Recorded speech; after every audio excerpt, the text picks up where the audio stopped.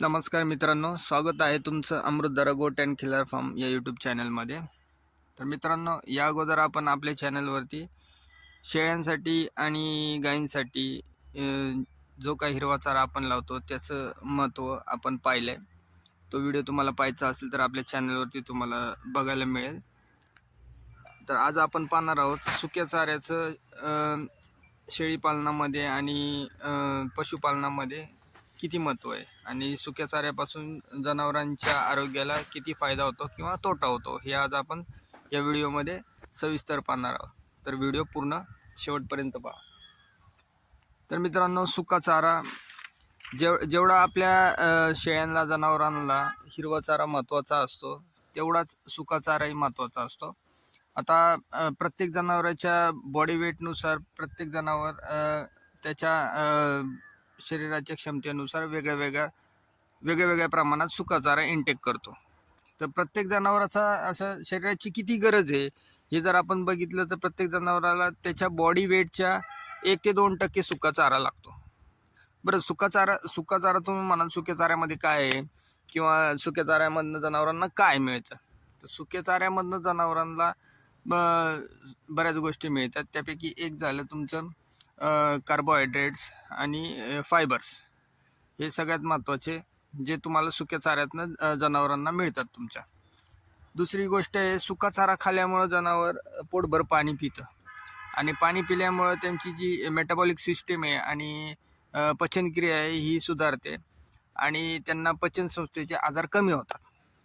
जे की तुम्ही पाहता की भुळकंडी लागली किंवा पचनाचे पोटाचे आजार झाले किंवा पोटफुगीचे आजार झाले, हे सर्व आपल्या हिरव्या चाऱ्यामधनं शक्यतो होतात.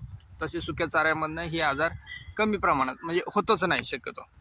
आता हे जे सुके चारे आहेत याचे पण गुणवत्तेनुसार वेगळे प्रकार आहेत. तर ते आपण एक एक पाहूया. पहिला आहे गहू भुसा. सगळ्यात कमी लो क्वालिटीचा गहू भुसा.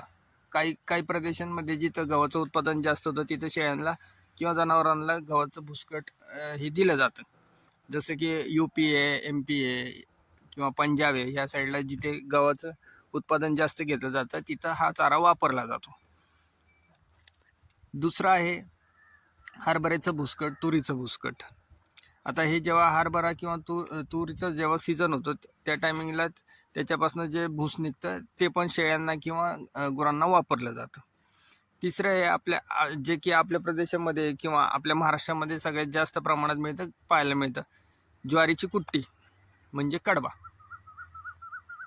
चौथा आहे भुईमुगाचा पाला आणि पाचवा आहे हरिपत्ती.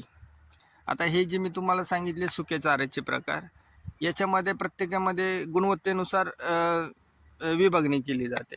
आता जे आपण पहिलं पाहिलं गहू भुसा हा एकदम कमी प्रतीचा सुका चारा मानला जातो. याच्यामधून जनावरांना कोणत्याही प्रकारचा शरीराला फायदा होत नाही आणि ते पचनाला थोडंसं अवघड असतं आणि ज्यांना गहू भुसा द्यावा लागतो त्यांना त्याच्याबरोबर खुराकाचे प्रमाण वाढून द्यावं लागतं.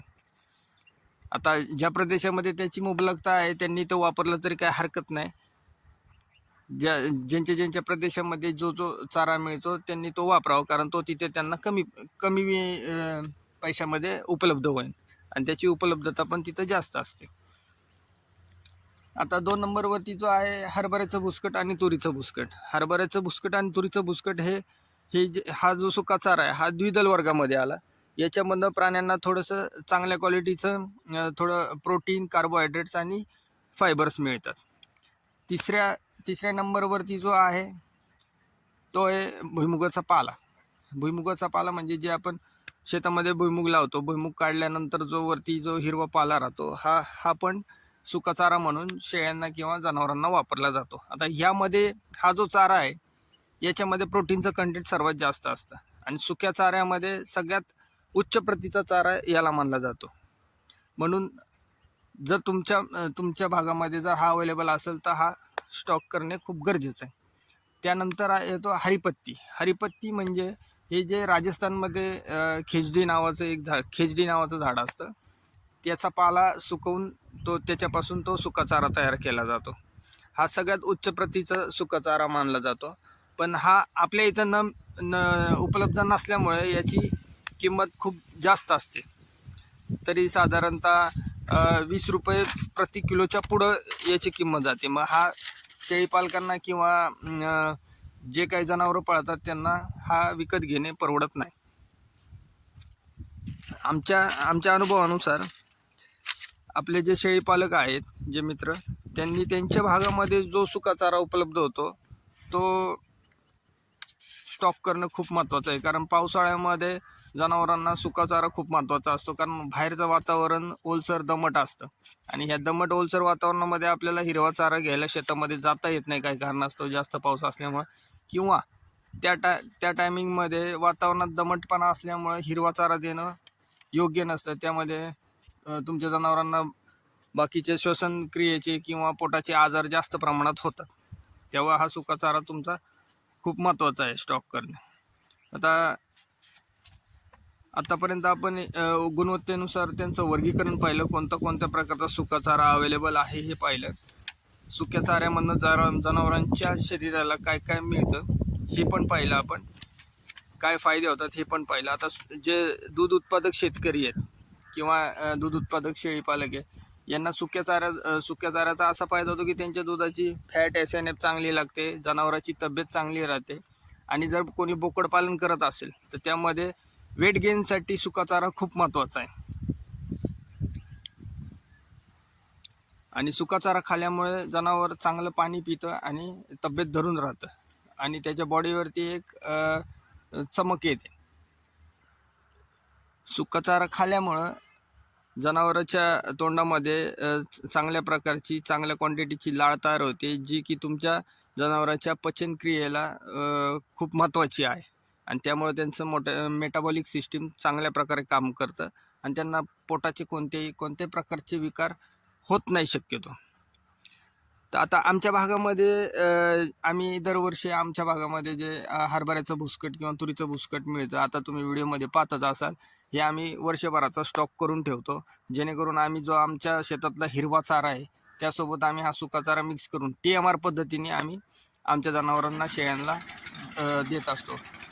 हिरव्या चाऱ्यामध्ये जे तुमच्याकडं नेपियर आहे, मका आहे, शाळू आहे किंवा मेथी घास आहे, याची कुट्टी प्लस तुमच्याकडे जे भुसकट किंवा कडबा अवेलेबल असेल त्याची कुट्टी आम्ही मिक्स करून आमच्या जनावरांना देतो. त्याच्यामुळे आम्हाला बरेच फायदे जाणवले. दुधामध्ये फरक जाणवला, दुधाच्या फॅट SNFमध्ये शेळ्यांचा फरक जाणवला आहे, शेळ्यांची तब्येत चांगली झाली आहे, बोकड्यांची तब्येत वेट गेन होण्यासाठी मदत झाली आहे. लहान पिल्लांना तर शक्यतो पहिले 3 महिने जेव्हा झाल्यानंतर त्यांना सुक्या चाऱ्यावरती ठेवणं खूप गरजेचं आहे, ज्यामुळे त्यांना भुळकंडीसारखे आजार कमी प्रमाणात होतात, त्यांची पचनक्रिया चांगली सुधारते आणि ते चांगल्या प्रकारे पाणी पिल्यामुळे त्यांचं वेट गेन पण चांगलं होतं. तर आज आपण मित्रांनो आजच्या व्हिडिओमध्ये आपण सुक्या चाऱ्याचं महत्त्व आणि जनावरांना, शेळ्यांना सुका चारा किती महत्त्वाचा आहे, त्याचे काय काय फायदे होतात हे पाहिलं. जर व्हिडिओ आवडला तर लाईक करा, सबस्क्राईब करा आणि आपल्या गरजू शेळीपालक मित्रांपर्यंत शेअर करा. पुन्हा भेटूया नवीन व्हिडिओमध्ये. थँक्यू, धन्यवाद.